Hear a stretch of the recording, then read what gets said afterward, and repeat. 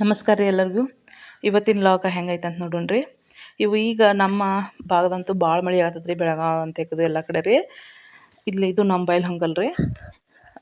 ಸೂಟಿಗೆ ಹೋದಾಗೊಮ್ಮೆ ಮೊನ್ನೆ ಏಪ್ರಿಲ್ ಅಲ್ಲ May last week ನಮ್ಮ ಊರಿಗೆ ಹೋಗೀನಿ ರೀ ನಾನು. ಅವಾಗ ನಮ್ಮ ಅವ್ವಾರು ರೀ ಆ ಸಾರು ಏನಾರು ಬರ್ತಾರಲ್ಲ ಅವ್ರನ್ನೆಲ್ಲ ಕೇಳಾಕ್ರಿ, ಮಳೆ ಆಕತಿಲ್ಲೋ ಅಂತ ಹೇಳಿ ಎಲ್ಲಾರು. ಅದಕ್ಕೆ ನಾನು ಅಕ್ಕತ್ ಬಿಡ್ವಿ ಹೊಳ್ಳೆಳ್ಳಿ ಯಾಕೆ ಕೇಳತ್ತಿ ಅಂತ ನಾ ಹೆಂಗೆ ಅನ್ನತ್ತೀನಿ ರೀ. ಯಾಕಂತಂದ್ರೆ ನಾವು ಸಣ್ಣವನಂತ ಇದ್ದಾಗ ರೀ 3 ವರ್ಷ ಬರಗಾಲ ಬಿದ್ದಿತ್ತು ರೀ. ರೈತರ ಭಾಳ ಕಠಿಣ, ಎಂತೆಂಥ ಹೊಲ ಮನೆ ಇದ್ದವರೆಲ್ಲ ದುಡ್ಯಕ್ಕೆ ಹೋಗ್ಯಾರ ನೋಡ್ರಿ. ಆಗಿನ ಪರಿಸ್ಥಿತಿ ಅಷ್ಟು ಕೆಟ್ಟಾಗಿತ್ತು. ಇಲ್ಲೇ ಒಂದು ಶಾಸ್ತ್ರ ಐತ್ರಿ, ಅದು ಒಕ್ಕಲಿಗ ಒಕ್ಕದಿದ್ದರೆ ಬಿಕ್ಕುವುದು ಜಗವೆಲ್ಲ ಅಂಥೇಳಿ. ನಾವು ನಮ್ಮಂತಕ್ಕೆ ಎಷ್ಟೋ ದುಡ್ಡು ಐತಿ, ನಮ್ಮಂತ ಸ್ಮೇ ಐತಿ, ಕಾರ್ ಗಾಡಿ ಐತಿ, ಎಲ್ಲ ಐತಂದ್ರು ಕಾಳು ಇಲ್ಲಿಲ್ಲ ಅಂದ್ರೆ ಏನು ತಿನ್ನೋದು. ಈಗ ಹೋದ ವರ್ಷ ನಾವು ಜೋಳ ಹೋಗಿದ್ದು ರೀ. ಜೋಳ ಹೋದ್ಗಳೇ ನಾವನ್ನೆಲ್ಲ ಮಾರಿಬಿಡು ಅನ್ನತ್ತೀನಿ ರೀ ನಮ್ಮ ಯಜಮಾನ್ರಿ, ಅಂದ್ರೆ ನಮ್ಮ ಹಸ್ಬೆಂಡ್ ರೀ.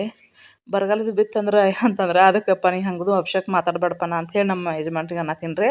ಆ ಮಳೆ ಆಗ್ಲಿಕ್ಕೆ ಅವ್ರು ಹಂಗೆ ಅಂದದಕ್ಕೆ ನನಗೆ ಏಕಾದ್ರು ಒಂದು ಮನೆ ಅವ್ರು ಅಂದದ್ದು ಇರಿಟೇಷನ್ ಆದಂಗೆ ಆಗತ್ತಿತ್ತು. ಅದಕ್ಕಾಗಿ ಮುಂಚಿತ ಏನೂ ಹಂಗೆ ನುಡಿಬಾರ್ದು ಅನ್ನೋ ಅನಿಸ್ತೈತಿ. ಆದರೂ ನಮ್ಮ ಕಡೆ ಮಳೆ ಆಗತ್ತದ ರೀ.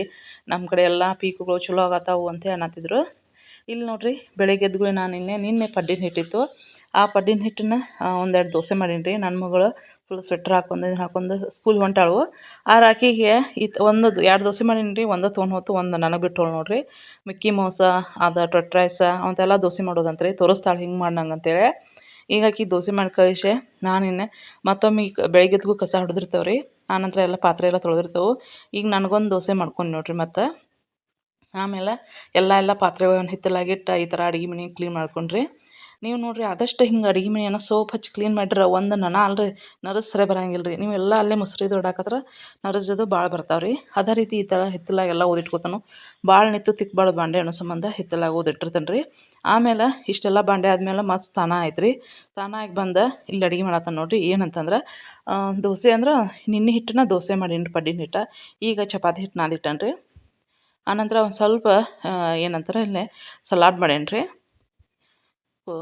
ಸಲಾಡ್ ಆಮೇಲೆ ಒಂದು ಸ್ವಲ್ಪ ಪನ್ನೀರ್ ನಮ್ಮ ಮನೆಯೊಳಗನ ಇದನ್ನು ಮಾಡ್ಕೊಂಡೀನಿ ರೀ. ಪನ್ನೀರು ಹಾಲು 2 ದಿನದ ಹಾಲಿದ್ದು ಅಂತೇಳಿ ಅವನ್ನ ಪನ್ನೀರ್ ಮಾಡ್ಕೊಂಡಿದ್ದೆ. ಅದನ್ನು ಗ್ರೇವಿ ಮಾಡೀನಿ. ಮತ್ತು ಒಂದು ಸ್ವಲ್ಪ ಮಸಾಲೆ ರೈಸ್ ಟೈಪ್ ಅಂದ್ರೆ ಸಿಂಪಲ್ಲಾಗಿ ವೆಜಿಟೇಬಲ್ ಕಡಿಮೆ ಇದ್ದು ರೀ. ಅದಕ್ಕಾಗಿ ಅಷ್ಟು ಹಾಕಿ ಮಾಡ್ಕೊತಿದ್ನಿ.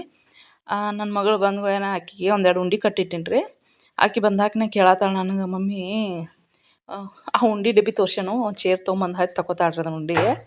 ಅದಕ್ಕೆ ಒಂದು ಪಾವು ಕಿಲೋ ರವೆ ಯೂಸ್ ಮಾಡಿ ಕಟ್ಟಿದ್ದು ಇಟ್ಟಿತ್ತು ರೀ. ನಾನು ನಿಮ್ಗೆ ರೆಸಿಪಿ ಬೇಕಂದ್ರೆ ಇನ್ನೇನು ತೋರಿಸ್ತೇನೆ ರೀ. ಪಾವು ಕಿಲೋದಷ್ಟು ಅಷ್ಟೇ ಕಟ್ಟೀನಿ. ಅಂದ್ರೆ ಭಾಳ ಸ್ವೀಟ್ ತಿಂದರೂ ಈಗ 4-5 ಹಲ್ಲು ಹುಳುಕಾಗ್ಯಾರಕಿನೂ ಸ್ವೀಟ್ ತಿಂದು ಬಂದಳು. ಮಧ್ಯಾಹ್ನ ಬಂದ್ಳು ರೀ. ಬಂದ್ಗಳು ಆಕಿದು ಹೋಮ್ವರ್ಕ್ ಫಸ್ಟ್ ನೋಡ್ತೇನೆ ನಾನು. ಇಂಗ್ಲೀಷ್ ಆಯ್ತು, ಆಕೆಗೆ ನಾನು ಈ ಸರಿ ಫೋನಿಕ್ಸ್ ಮತ್ತು ಅಬ್ಯಾಕಸ್ ಹೇಳತ್ತಾರೆ ರೀ. ಅಬ್ಯಾಕಸದ್ದು ಬರಿತಾಳು. ಆನಂತರ ಅಕ್ಷರ ಎಷ್ಟು ದುಂಡಿಗೆ ಬರೆಯತ್ತಾಳು. ಆಮೇಲೆ ನಾನು ಇಲ್ಲೇ ಸ್ವರಗಳು ಹಾಕಿ ಕೊಟ್ಟಿದ್ರಿ. ಆ ಸ್ವರಗಳನ್ನು ನೀನು ಅದಿಂದ ಅಮ್ಮಟ ಯಾವುದಂಗೆ ಗುರ್ತ ಹಿಡಿ ಅಂತ ಹಿಂಗೆ ಅಂತ ಹಾಕಿಕೊಟ್ಟೀನಿ ರೀ. ಅವ್ರು ಮ್ಯಾಮ್ ಹಾಕಿಕೊಟ್ಟಿದ್ರು. ಅದನ್ನು ಆಕಿ ಹಾಕಿಳು, ಪಟ ಹಾಕಿಟ್ಲು. ಅದಕ್ಕೆ ಅದನ್ನು ನೋಡ್ಕೊತ ಕುಂತೀನಿ ರೀ. ಹುಡುಗರಿಗೆ ಆದಷ್ಟು ನಾವು ಮನೆಯೊಳಗೆ ಒಂದು ಸ್ವಲ್ಪ ನಾವು ಹೇಳಿರ ಅಲ್ಲಿ ಟೀಚರ್ ಹೇಳೋದಕ್ಕೆ ನಾವು ಹೇಳೋದಕ್ಕೆ ಏನಕ್ಕಂತಂದ್ರೆ ಹುಡುಗರು ವಯಸ್ಸಾಗಿಬಿಡ್ತಾವೆ. ಆದಷ್ಟು ಎಲ್ಲ ಪಾಲಕರು ಏನು ಮಾಡಿರಿ, ಮನೆಯೊಳಗೆ ಮಕ್ಕಳಿಗೆ ಬಂದ್ಗಳು ಏನು ಹೋಮ್ವರ್ಕ್ ಕೊಟ್ಟಾರು, ಏನು ಮಾಡಬೇಕು ಇಲ್ಲಿಂದ ಎಷ್ಟರ ಮಟ್ಟ ಅಂದ್ರೆ ನೀವು 6 ಮಟ್ಟನೂ ಮಾಡಿಸ್ರಿ. ಹುಡುಗರು ತಾವು ವಯಸ್ಸಾಗಿಬಿಡ್ತಾವೆ ರೀ. ಮೇನ್ ಫೌಂಡೇಶನ್ ಬೇಕು ರೀ. ಅದಕ್ಕೆ ಅಂದ್ರೆ ಮನೆ ಕಟ್ಟುವಾಗ ಆಯಾ ಹೆಂಗೆ ಮುಖ್ಯಲ್ಲ ಹಂಗೆ ಅಭ್ಯಾಸನೂ ಹುಡುಗರಿಗೆ ಫಸ್ಟ್ ದಿಂದ ಹಿಡಿದು ABCD 1 2 3 ಎಲ್ಲ ಕಲಿಸ್ರಿ. ಹುಡುಗರು ವಯಸ್ಸಾಗತ್ತಾವೆ ರೀ. ನಮಸ್ಕಾರ. ಇವತ್ತಿನ ಲಾಗ್ ಇಲ್ಲಿಗೆ ಮುಗಿಸ್ತೇನೆ ರೀ.